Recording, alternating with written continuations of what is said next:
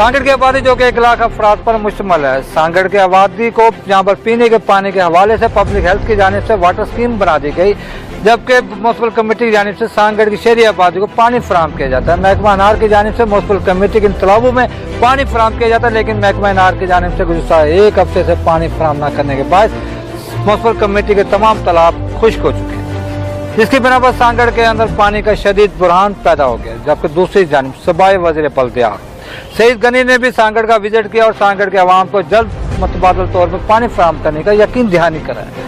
मगर दूसरी जानिब पीपल्स पार्टी के मुंतखब होने वाले उम्मीदवारों ने भी पानी पर सियासत करते हुए वोट हासिल किए, लेकिन सांगड़ के अवाम में ससर एहतजाज के बावजूद भी पीने के पानी से इस वक्त महरूम है। ज़रूरत समझती है इस पीपल्स पार्टी समेत सूबाई हुकूमत और सिंध हुकूमत के साथ वफाकी हुकूमत को चाहिए कि सांगड़ के अवाम को अगर साफ पानी फराहम नहीं किया जाता तो कम अज़ कम महकमा नहर के थ्रू उनको पानी फराहम किया जाए ताकि उनका पानी का मसला हल हो सके। कैमरा मैन अजीज़ अहमद खान के साथ सांगड़ से इशफाक सुलेह।